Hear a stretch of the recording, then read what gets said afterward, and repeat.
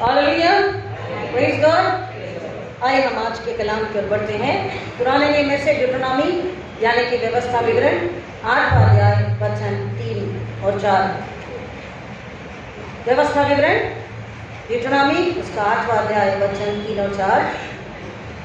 उसने तुझको नम्र बनाया और भूखा भी होने दिया, फिर वो मन्ना जिसे न तू और न तेरे पुरखाई जानते थे वही तुझको खिलाया, इसलिए कि वह तुझको सिखाए कि मनुष्य केवल रोटी ही से नहीं जीवित रहता, परंतु जो जो वचन यहोवा के मुंह से निकलते हैं उन्हीं से वह जीवित रहता है। उन 40 वर्षों में तेरे वस्त्र पुराने न हुए और तेरे तन से भी नहीं गिरे और न तेरे पांव खुले। प्रभु परमेश्वर अपने वचन के पढ़े सुने जाने पर आशीष आमीन। आइए दुआ करें।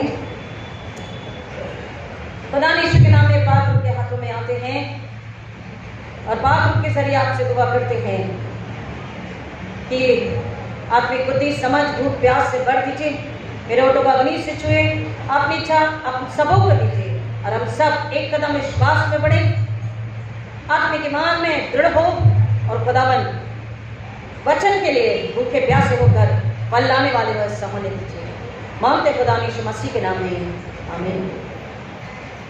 हम खुदा का शुक्र करेंगे फिर एक बार जब हमें जिंदगी मिली, हमें मौका मिला कि उसके घर में आए, उसकी इबादत करें, उसका दलाल उसकी महिमा स्तुति करें। हमने आज मनुष्य को सुना कि इतने वर्ष इस्राएली जंगल में क्यों भटकते रहे, उन्हें क्यों भटकना पड़ा। ऐश्वर्य का सरमत जितने आए थे आपको याद होगा। यीशु मसीह ने, परमेश्वर ने उन्हें एक ही रात में बाहर किया, लेकिन उनके अंदर से उस मिस्र की गुलामी को निकालने के लिए कितने साल लगे। और इसलिए हमें मौका मिला है कि हम उसके पास आए और हम अपने आप से पूछे, खुदा से पूछे कि क्या हमें वो जंगल, वो डेजर्ट, वो मिस्र की गुलामी, वो लालसा, वो बाकी है क्या। खुदा ना हमारी मदद करे, अगर वो है तो आप ही मदद करें कि हम उससे अलग हमेशा के लिए हो जाएं। हालेलुया। ये 40 दिन 40 रात हर दिन हमें करना है दुआ, प्रार्थना, उपवास, लेकिन ये मौका स्पेशली हमें मिला है। कोई एक दिन विशेष होता आपकी जिंदगी में, होता या नहीं। कम ऑन, बर्थडे बोलूं तो अभी सब मुस्कुराएंगे, देखो मुस्कुराने लगे। वेडिंग एनिवर्सरी बोलूं मुस्कुराएंगे। एक दिन स्पेशल होता है, एक समय खुदा हमें देता है कि हम कटनी भी खाते, कटनी का त्योहार भी मनाएं, खाए पिए, है ना, हम अपने परिवार, अपने दामाद के साथ में एंजॉय करें। लेकिन एक समय खुदा देता है। अगर आपको अय्यूब पता है, अय्यूब याद है, तो अय्यूब क्या करता था। सॉरी, जब उसके बेटे और बेटियां, बहन भाई आपस में मिलकर खाते पीते तो वो क्या करता, दुआ करता है ना, खुदा अगर कोई गलती हो गई तो माफ कर। हालेलुया। हमें वक्त खुदा ने दिया स्पेशली, हम केवल उसी की तरफ केंद्रित हो, उसी की तरफ फोकस करें, इसलिए हमें मौका दिया है अपने आप को जांचने परखने के लिए, खुदा के पास लाने के लिए, खुदा से मिल जाने के लिए मौका मिला है। और कलाम हमको बता रहा है कि इस्राएलियों का स्वभाव हमने सुना ऐश में, और उसको लेते हुए मैं उसको याद दिलाते हुए आपसे बात करूंगी कि उन लोगों ने खुदा की सामर्थ को देखा था ना, उसके अनुग्रह का, उसकी दया, उसके आश्चर्य कर्मों का, उसके प्रेम का अनुभव लिया था। देखा, सुना, समझा, जाना, महसूस किया, उसे लिया था और उन्होंने उसका आनंद भी लिया था, एंजॉय था। लेकिन उन्होंने उसको याद रखने से मना किया, भूल गए, और अगर याद भी था तो विश्वास में कम पड़ गए। विश्वास नहीं करना चाहा, कुड़कुड़ाते रहे। और खुदा का कलाम अभी जो हमने पढ़ा है वो कह रहा है कि मैं तुम्हें इसलिए जंगल में भटकाता रहा कि सबसे पहले मैं तुम्हें क्या करूं, नम्र करूं। हालेलुया, आमीन। कि मैं तुम्हें नम्र करूं। हमारा खुदा यीशु मसीह पाक नम्र है, हलीम है, हम्बल है, मीक है, इसलिए वो चाहता है कि हम उसकी प्रजा, वो राजा है, उसकी प्रजा, वो पिता है, उसके बच्चे कैसे बने? नम्र बने। हर परिस्थिति में भूखे प्यासे हैं या बहुतायत है, वो कहता आपको नम्र, मुझको नम्र होना है, मेरे घराने आपके घराने को नम्र होना है और विश्वास से होना है। किसी भी परिस्थिति में, तकलीफ में हमारे विश्वास को हमें कम नहीं होने देना चाहिए। जनरली मनुष्य का स्वभाव क्या है कि जब वो खुश होता है, उसके पास सब कुछ है, सुरक्षा, शांति, आनंद है, तो क्या होता है? तो क्या होता है? बोलिए ना।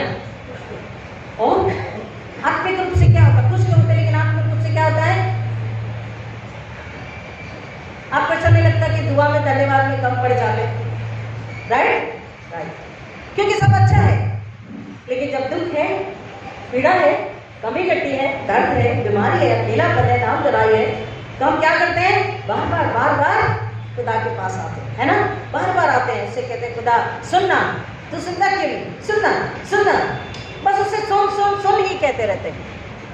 और अगर उसकी आवाज सुन सके तो बोलेगा मैं तो जिंदगी भर से तुम्हें सुन ही रहा हूं, तुम नहीं सुन रहे हो। खुदा सुनना, खुदा देना। पीछे आवाज है विवियन, थैंक यू, सॉरी। खुदा सुनना, खुदा देना, क्यों नहीं देता? बढ़ाइए। खुदा कहता मैं सुन भी रहा हूं, सुनता आया हूं, देता आया हूं। तुम नहीं सुन रहे, नहीं समझ रहे, इसलिए विश्वास भी नहीं है, इसलिए जो दिया उसको संजो भी नहीं पाए। आई बात समझ में? जो आशीष मैंने उड़ेली, तुम संजो भी नहीं पाए। इस्राएल ने वही किया, मत जमा करना, मन्ना जमा किया, दूसरे दिन के लिए क्या हो गया? अविश्वास की वजह से एक सर लिया, वो सड़ गया। लालच, अविश्वास, निर्भरता खुद पर, परमेश्वर पर नहीं। और परमेश्वर चाह रहा था उन्हें ये सिखाए और इसलिए उन्हें बचकाता रहा। फिर वो कहता है मैंने जब तुम्हें इतने समय सुरक्षित रखा, लेकिन थोड़ी सी अगर तकलीफ आई, फिर भी आपका भरोसा मुझ पर से उठ गया और आप कुड़कुड़ाने लगे। अगर दुआ का उत्तर आने में देर हुआ तो कुड़कुड़ाने लगे, डर गए। अगर हमारे जीवन में, क्या आपको याद आता है कि हाँ मेरे जीवन का ये है अनुभव कि देर हुआ प्रार्थना के उत्तर में, तो हम भी कभी ना कभी डर गए, डगमगा गए। लेकिन कलाम ये बता रहा है, हमने जो पढ़ा है, कि हमेशा जो देर है वो पनिशमेंट नहीं होता, दंड नहीं होता। हमेशा विलंब यानी देर, प्रार्थना के उत्तर में देर आना, आशीष में देर आना, रिजल्ट में देर आना, अवसर में देर आना, ये हमेशा पनिशमेंट, दंड नहीं होता। Delay is not always punishment, but it is a protection. परमेश्वर हमारी रक्षा कर रहा होता है। काहे से? अविश्वास से, झूठ से, बैर से, अहंकार से, दूर चले जाने से, परमेश्वर की उपस्थिति से दूर चले जाने से वो हमारी रक्षा कर रहा है, वो बचाना चाह रहा है। इसलिए हमें पूरा निखारने के लिए, हमें पूरा निखार। मैंने आपको शायद ये उदाहरण दिया कि हम घर में जब काम कराते हैं, एक व्यक्ति ने बहुत क्विकली जाना है क्योंकि हमने 11:10 पे शुरू किया, मराठी वाला लेट छोड़ा है और तेलुगु वालों को 12 बजे चल चाहिए। एक परिवार ने घर की चेयर को क्या कहते हैं, उसके कीले, जॉइंट्स ढीले हो जाते हैं, तो उसका पेंट करने, उसको पूरी तरह से मरम्मत कराने के लिए बुलाया। तो मरम्मत करने वाला कारपेंटर आया और वो आधे दिन में ही 2-3 घंटे में काम करके चला गया। फिर थोड़े समय ऐसा हुआ कि वो चेयर फिर से हिलने लगी और दूसरी भी चेयर, तो उन्होंने कारपेंटर को बुलाया, वो अवेलेबल नहीं था, दूसरे कारपेंटर को बुलाया जो अवेलेबल था। तो उन्हें बताया कि भाई ये चेयर तो एक बना के गया, ये भी वैसी है, आप हमें ऐसा काम करके दो कि ये वापस से ऐसी ना हो। तो उसने कहा कितना समय लगेगा? बोला कर दूंगा। उन्होंने बोला कितना समय? तो बोला साहब 3 दिन लगेगा। बोला क्या बात करो, 3 दिन? 3 दिन नहीं लगता तो 2 घंटे में काम करके गया। आप 3 दिन बोल रहे हो, आप उतनी मजदूरी भी लोगे? वो लेबर मजदूरी देने डर रहे थे। 2 घंटे का काम 3 दिन में? उन्होंने कहा सर 2 घंटे का काम आपको ये चेयर बता रही है, आप 3 घंटे का काम देख लीजिएगा, बाद में पेमेंट लीजिएगा। बोले नहीं 3 घंटा नहीं, 2 दिन में करो साहब, आप किसी से करा लो, मैं चलता हूँ। तो वो चला गया। फिर उनको लगा इसकी बातों में दम दिखता है, उसे आवाज दिया, भाई आइए, रुकी। तो वो आया, क्या बात है? बोले काम करो। बोला 3 दिन लगेंगे। बोला ठीक है काम करो। उसने उस चेयर को लिया, उसको उठा पटक के ऊपर नीचे से उसको पहले देखा, तो मालिक ने चिल्लाया क्या कर रहे हो, वो टूट जाएगी, हिल रही है और टूट जाएगी। तो उसने कहा साहब आपने 3 दिन लिए हैं, मुझे काम करने दीजिए। 3 साल आपकी चेयर को कुछ नहीं होगा। बोला गारंटी? बोले हाँ। जब तक मैं इसको ठोक बजा कर देखूंगा नहीं, इसकी कमजोरी को ढूंढूंगा नहीं, कहाँ से पेंच ढीले है, कहाँ से इसका फेविकल निकला हुआ, किधर इसे जोड़ना है, किधर पट्टी लगाना है, नहीं लगाना है, जब तक मैं पूरा ना देखूं, इसकी घिसाई सफाई ना करूं, इसका पेंट दूसरा नहीं चढ़ेगा। अगर दूसरा पेंट चढ़ा दूं, इस पेंट पे पेंट चढ़ाए, इसको घिसाई ना करे तो क्या होगा? पपड़ियां जब निकलने लग जाएगी। तो उन्होंने कहा आप जाके बैठ जाइए, मैं काम कर दूंगा। उन्होंने कहा ठीक है।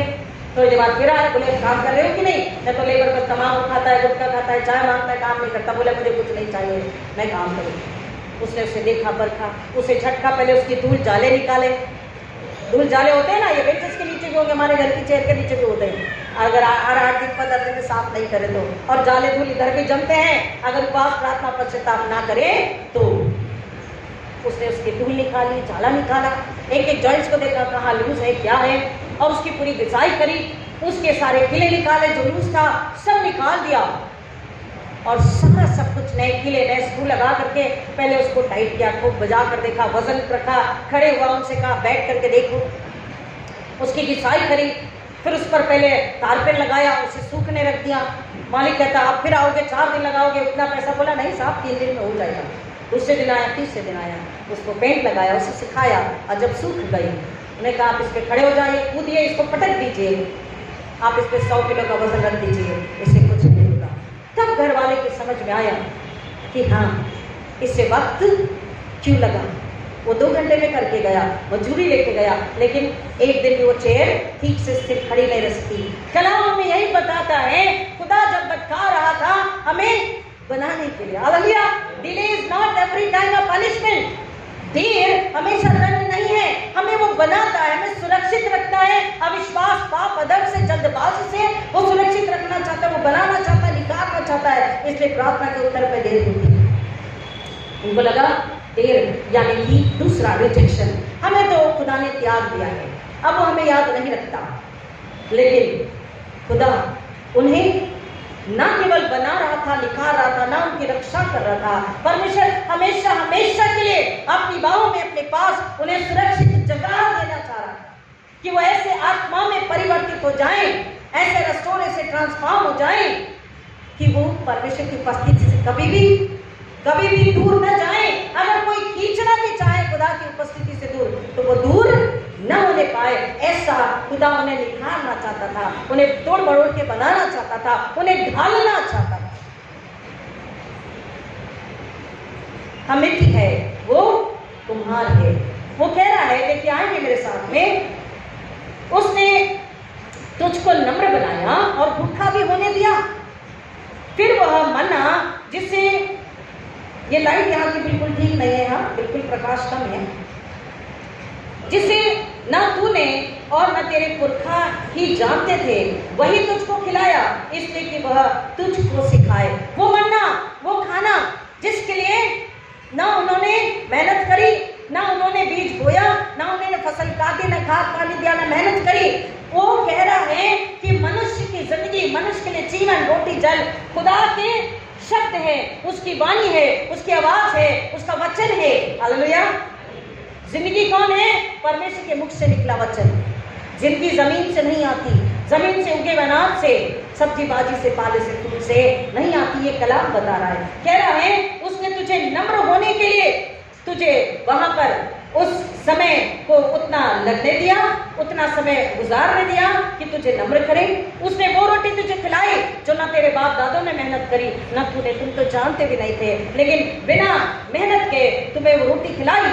और वो आगे कहता है कि मनुष्य, वो तुमको सिखाए कि मनुष्य केवल रोटी ही से जीवित नहीं रहता, परंतु जो वचन, जैसा मैंने कहा, जमीन पर जो उगता है। Life is not on the ground, life is in the word of God. Hallelujah. परमेश्वर के मुख से निकले वचन में हमारी जिंदगी है। हालेलुया, आमीन। हमको उसके वचन का, उसके शब्द सुनने का, उसके पीछे चलने का, इस वचन के पीछे चलने का, वचन के लिए चलने का, वचन की महिमा के लिए चलने और जीने का हमें भूख और प्यास अगर है तो वो बढ़ता है, उस जिंदगी में बढ़ाता है। और हम एक और को उस वचन के जरिए, उसके मुख से निकले शब्द के जरिए हम उस मरे हुए में, मुरझाए हुए में जान डालते हैं, मरे हुए में जिंदगी डाल सकते हैं। सकते हैं और खुदा की महिमा के लिए उसे स्थिर खड़ा कर सकते हैं। डिले अगर है आपके, अगर कोई प्रार्थना इतने सालों में, इतने महीनों में अगर अब तक उत्तर नहीं आता, खुदा क्या कह रहा है? मैं आपको भूला नहीं, मैं क्या कर रहा हूँ? आपको ठोक बजा के आपको देख रहा हूँ, ढूंढ रहा हूँ, आपकी एक एक हृदय की गहराई कोने कोने की मैं क्या कर रहा हूँ? सफाई कर रहा हूँ। पहले धूल जाले निकाल रहा हूँ, कहाँ पर तड़का है, कहाँ पर टूटा है, कहाँ पर सूखा है, कहाँ पर अकाल है, कहाँ पर कीड़े हैं, कहाँ पर बदबू है, सब मैं धो करके साफ करना चाहता हूँ, पूरा तुम्हें निकालना चाहता हूँ, फिर से तुम्हें नया बनाना चाहता हूँ। हालेलुया। और खुदा कह रहा है, इसलिए अगर तुम्हारी दुआ के, प्रार्थना के उत्तर आने में देर है तो समझ लो हमको धीरज रखना है, विश्वास रखना है कि वो हमें बना रहा है, क्योंकि वो हमें बनाना चाहता है, वो हमें टूट कर बिखरने देना नहीं चाहता। खुदा का कलाम कह रहा है, वहां पर लोग इस बात को भी नहीं देख रहे, खुद को देखकर भी नहीं समझ पा रहे। कलाम क्या कहता है? चौथा, इन 40 वर्षों में ना तेरे वस्त्र पुराने हुए और ना तेरे तन से कभी वो गिरे और ना तेरे पांव फूलेंगे। हालेलुया। हम थोड़ा चलते तो क्या होता है? हाँ, सांसें फूल जाती है। हम लोग चढ़ते हैं 4 पाला 7 पाला, सांस फूल जाती है, बीपी ऊपर नीचे हो जाता है, पैर फूलते हैं चलने से, है ना? दिन भर अगर चल रहे खड़े तो पैर फूल जाते हैं, फूलते हैं नहीं? हमारे चप्पल जूते कितने दिन में घिस जाते हैं, अब जानते हैं। हमारे कपड़े कितने दिन में फट के पुराने हो जाते हैं, अब जानते हैं। लेकिन खुदा उन्हें कह रहा है, इतने वर्षों में क्या तेरे कपड़े पुराने गिरे? क्या तेरे कपड़े फटकर तेरे तन से गिरे? क्या तेरे जूते पुराने हो गए? तेरे जो पैर के तलवे हैं क्या जमीन को घिसने लगे? क्या उस तपती धूप में तेरे पैर जलने लगे? क्या ऐसा मैंने होने दिया? नहीं। लेकिन फिर भी तू अपने खुदा के कर्म को, रहम को, उसकी दया को, उसकी सामत को, उसके प्रेम को तू बार बार तुम इस्राएली भूल जा रहे हो और तुम कुड़कुड़ा रहे हो। तुम्हें जहां विश्वास करना है, तुम्हें जहां धन्यवाद करना है, तुम्हें जहां आनंदित होना है, तुम्हें जहां जश्न मनाना है कि भाई इतने वर्ष में, हम लोग कहते ना, जनरली आप लोग बात करते हैं, भाई साड़ी बहुत अच्छी लग रही सिस्टर, अरे नहीं ये तो बहुत पुरानी है, बस ऐसे ही पहन लिया। कोई कहते नहीं नहीं पिछले साल की है, पर देखो ना कैसी दिख रही है, नहीं मैं तो क्रिसमस में नया लूंगी। सेम विद द ब्रदर्स, नहीं ठीक है पर भाई क्या ये थोड़ा इसका डल हो गया कलर, शाइनिंग चली गई है ना, नया लेंगे शायद। हमको पता है हमारे शूज, हमारे चप्पल, हमारे कपड़े, वैसे एक आदत और भी है, हंसने के लिए बोल रही हूँ कि है तो भी हम क्या बोलते नहीं नहीं नया लेना है ना, आप सबको मंजूर है इसलिए मुस्कुरा रहे हैं ना, नया चाहिए इसलिए हम क्या कहते हैं एक दूसरे को, नहीं ना पुराना हो गया, ये बात अलग है, ये मैंने हंसने के लिए बोला। पर एक्चुअली कैसा है, सच में हमारे कपड़े कितने भी महंगे के लो डल होते हैं, उसका कलर प्रिंट जाता है, लेकिन यहाँ पर खुदा कह रहा है इतने वर्षों में ना तेरे कपड़े फटे, ना तेरे तन से गिरे, ना वस्त्र पुराने हुए और ना तेरे तन से गिरे और ना तेरे पांव फूले। भाई पांव फूलते तो चल पाते क्या जंगल में? नहीं ना। खुदा ने उन्हें इतना संभाला, फिर भी वो खुदा की उस आशीष को, उस सामर्थ को, उस अनुग्रह को, उस आश्चर्य कर्म को समझने की बजाय कि वो हमें सुरक्षित रख रहा, वो हमें बना रहा, डाल रहा, वो हमें लेकर के चल रहा है, वो हमें नई आशीष सामर्थ से बना कि कनान देश में जब जाएंगे तो उसकी महिमा प्रकट करेंगे, ये नहीं, वो कुड़कुड़ा रहे, वो डर रहे, वो विश्वास को खो रहे हैं और कई तो जंगल में ही लुढ़क गए। खुदा का कलाम बताना चाह रहा है कि मैंने उस दिन आपको बताया था ग्रेस इकोनॉमी कि ना ही मेहनत किया ना उगाया, कहां से रोटी मिली? सच से। और फिर वो रोटी स्वयं यीशु मसीह बना। वचन कह रहा है और अभी वचन कह रहा है जमीन से रोटी आई नहीं, जमीन से जो आता है उससे नहीं, लेकिन खुदा के मुख से निकले वचन से हमें जिंदगी प्राप्त होती है। हमें सुरक्षा, शांति, आनंद, ताकत, शारीरिक भी, जिस्मानी भी और रूहानी भी, यानी आत्मिक भी खुदा की ओर से हमें मिलती है। अगर हम उसमें ईमान रखें, रूहानी आत्मिक रोजा करें, खुदा हमें देता है। सतत चीजों को, हमारे मानवीय स्वभाव को, चाल चलन को त्यागना है और आत्मा का मांग करके ले लेना है। हालेलुया। तब हमारे जीवन में यही आश्चर्य कर्म होता है कि परमेश्वर हमेशा का एक सा परमेश्वर, वो बदलता, भूलता और त्यागता नहीं है। लास्ट यहाँ पर वचन बता रहा है, आगे जब हम पढ़ते हैं कि परमेश्वर का वचन कह रहा है, मुझे रात और लोगों से कहता था और हमें भी अपने परिवार, अपने दोस्तों मित्रों को बताना है कि परमेश्वर का दिखता हुआ प्रेजेंस यानी उपस्थिति उसने कैसे उन पर प्रकट करी। परमेश्वर वहां उनके बीच में है, visible manifestation of God's presence देख सकने वाला प्रकट होना उनके बीच में परमेश्वर ने बताया। कैसे? तू दिन को क्या बना, हम गीत गाते हैं, दिन को डैश डैश का खंबा बना, किसका? बादल। और रात में परमेश्वर ने अपनी उपस्थिति उनके साथ कैसे प्रकट करे? हालेलुया, बादल और आग। हालेलुया। उन्हें लगा परमेश्वर तो छोड़ दिया भाई, वही मिस्र में गुलामी में मर जाते तो अच्छा होता, बटेरे मटन और रोटी तो मिल रही थी। भूख लगी, 40 दिन है, एक ओके कमा वापस आते हैं। वो क्या कह रहे हैं? खुदा ने छोड़ दिया, खुदा ने बुला दिया। लेकिन उस बादल को, उस आग को देखकर भी नहीं समझ पाए कि उसकी उपस्थिति इस बादल में है, हालेलुया, और इस आग में है, हालेलुया।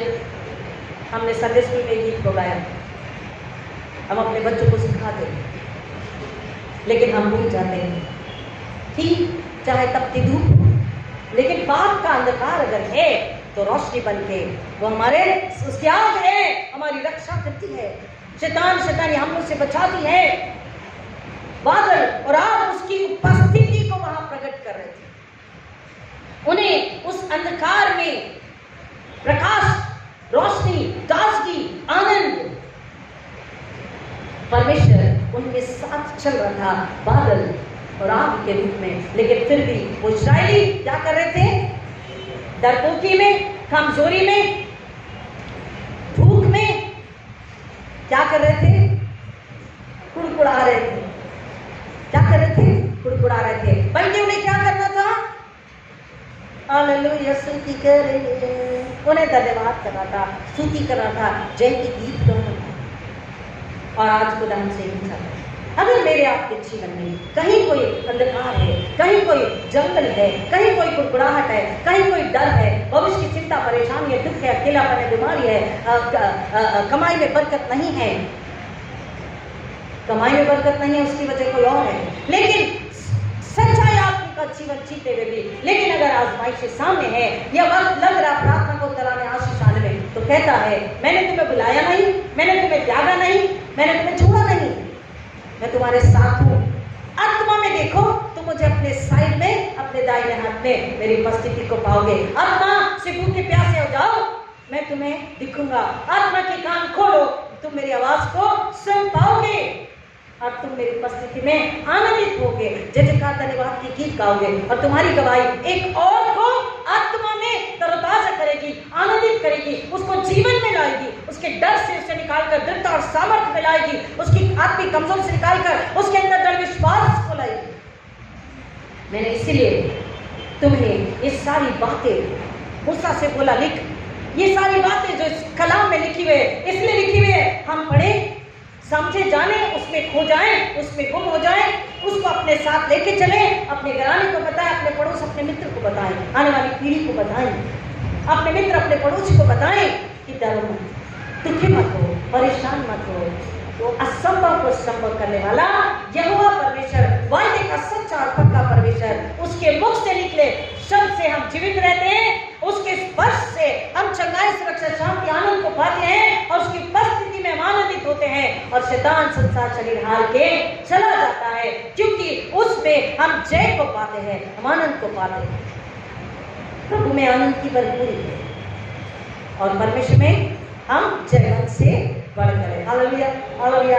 जब हम इस बात को समझकर एक और को बताते हैं, खुदा के साथ ये तेरा सच्चा उपवास है, ये तेरा सच्ची आराधना है, ये तेरा सच्चा पश्चाताप है, एक और बनकर एज करना, डिस्करेज नहीं करना है, उपवास के लिए, पश्चाताप के लिए, प्रार्थना के लिए। Every individual has, every individual family. देखिए, जो हमने सीखा परिवार से आया, आपने सीखा अपने परिवार से आया। कोई परिवार किसी चीज को त्याग देता है। कितने लोग मुझसे दुआ करवाते हैं तो कहते हैं पादरी साहब जो बहुत अच्छा लगता है उसको हमने त्याग दिया, मीठा बहुत पसंद है 40 दिन छोड़ दिया, शॉपिंग पसंद है छोड़ दिया, टीवी पसंद है छोड़ दिया, मित्रों से मिलना पसंद है छोड़ दिया 40 दिन। और वो समय कहाँ लगाया? खुदा के साथ। सिंपल। तो मैंने कहा बाकी साल भर फिर दोस्त से बात, नहीं, यहाँ कर लेंगे तो आगे डर बना रहेगा कि नहीं हमने क्या किया है, 40 दिन हुजूरी में गुजारा है, तो वो इंटरेस्ट, वो भूख, वो स्वाद है 40 दिन का, तो वो भूख प्यास बनी रहती है। हालेलुया, आमीन। और पीछे वो आत्मा नहीं चाहती। हर व्यक्ति का अपना इंडिविजुअल है, उसमें किसी का क्वेश्चन मार्क नहीं, तुमने ये क्यों खाया, ये क्यों नहीं खाया। आत्मा क्या कह रही, परमेश्वर का वचन क्या कह रहा, दृढ़ विश्वास उस पर निर्भर होना। इस्राएली किस पर निर्भर हो रहे थे? खाने को देखकर, बटेर को देखकर, पानी को देखकर। नहीं है तो बोले कुछ नहीं है, खुदा ने हमें छोड़ दिया, मरने के लिए छोड़ दिया। खुदा ने हमें चुना है, अपने पास बुलाया है, मरने के लिए नहीं, खाने के लिए, जिंदगी देने के लिए, आपकी अनंतकालीन जिंदगी देने के लिए, हमें बचाने के लिए, भरपूर जीवन देने के लिए और गवाही होने के लिए, उसकी महिमा के लिए हमें एक और आत्मा को खुदा के पास ला सके। प्रियो, आज हमारे अंदर कैसी भी दुर्बलता, कैसी भी कमजोरी है, निराशा, अविश्वास, पाप, डर की डिले है, तो हम खुदा से रूठ कर अगर बैठे कि प्रार्थना का उत्तर नहीं आया, कमजोरी हमारी लाचारी है, खुदा को सब पता है, सब पता है। खुदा को हमारी इंट्रोडक्शन की जरूरत है। एक ने आके बोला मैं सप्ताह में 4 बार, 2 बार, 3 बार, 6 बार उपवास करता हूँ, मैं अपना दशमांश देता हूँ, मैं ऐसा हूँ, मैं वैसा हूँ। चिंगी लेने वाले के समान नहीं हूँ। चिंगी लेने वाले ने आसमान की तरफ, सर की तरफ नजर भी नहीं उठाना चाहा, बोला खुदा मुझ पापी पे दया कर। हालेलुया। मैं और आपको नम्र होकर आना है, बिना किसी पर कोई उठाए, क्योंकि वो कहता है सब पर मेरी नजर है, सबको देखता सुनता हूँ, सबको मैं आशीषित करता हूँ। जब मन फिरा के लोग आते हैं तो दुगनी आशीष पाते हैं। प्रियो, हम उसके पास आ ही गए हैं आज, जैसे मैं हमेशा कहती हूँ, आ ही गए हैं। तो उससे बोलिए खुदा हमारी नजरें सूली पर है, और ये सूली बंधन तोड़ती है, दुखों को सुखों में, आंसुओं को मुस्कुराहट में, मौत को जीवन में, कमी घटी को बहुतायत में, बीमारी को तंदुरुस्ती में और गवाही के जीवन में बदल देती है। खुदा मुझे ऐसा ही बना, तोड़ मरोड़ के नया बना। वक्त ले, जितना वक्त तू ले, उस कारपेंटर ने 3 दिन लिया, तो वक्त ले, इस मिट्टी को तोड़ मरोड़ के नया बना। ऐसा बना कि कोई दाग धब्बे ना हो, कमजोरी ना हो, पीछे न जाओ, आगे ही बढ़ो, कलाम और अपनी सूली लेकर, और तेरे लिए खुदा महिमा लाए। ऐसा जब मांग रहे हैं, या आदमी को उपवास है, या आदमी भूख है, और खुदा उससे पूरा करने जा रहा है। हालेलुया, आमीन। अगर विश्वास करें तो अभी हमें हाँ आमीन का उत्तर दे चुका है। हालेलुया। आइए सिर को झुकाएं, दुआ करें। खुदा नाम का शुक्र करते हैं, आपने जिंदगी दी, फिर एक बार आवाज दी, और आपने वायदा भी किया कि मैं तुम्हारे साथ हूँ, मैं तुम्हारे साथ जैसे था वैसे हूँ और वैसे ही रहूंगा। मैं तुम्हें कभी भी अकेला ना, भूखा प्यासा नंगा गरीब लाचार नहीं रखूंगा, शैतान के हाथों में तो बिल्कुल नहीं रखूंगा। अगर वक्त है, हो रहा है, तो विश्वास रखो, धीरज में, विश्वास में, सहनशीलता में, प्रेम में बढ़ते जाओ। मैं तुम्हारे साथ था, हूँ और रहूंगा, और मैं तुम्हें अपनी महिमा कराना चाहता हूँ। मेरी रोटी, मेरा बेटा है, उसे ले लो, इसी को ले लो और आगे बढ़ो कि तुम महिमा लाओ। खुदा मेरी पूरी जमात को जो घर में है, यहाँ है, हर एक को आपके हाथों में देती हूँ। नन्हे बच्चे बुजुर्ग जवानों को आपके हाथों में देती हूँ। हर एक ईमान में जिंदा होकर आपकी गवाही बने, ये आपकी इच्छा, हमारा फर्ज है, और उसके लिए आपका अनुग्रह चाहिए। खुदावन हर एक को बर दीजिए, अपने जलाल को इस्तेमाल कीजिए। हम कहें खुदा से बड़े सहोने दीजिए, मांगते यीशु के नाम में, आमीन। और हमारे पवित्र प्रभु यीशु मसीह का अनुग्रह, परमेश्वर पिता का प्रेम, पवित्र आत्मा की संगति और शांति अपने सारे के साथ जो पहली बार सुन रहे हैं, सुनेंगे, उनके साथ खास तौर पर यीशु गाने तक हमेशा हमेशा बने रहे। आमीन। हालेलुया। God bless you.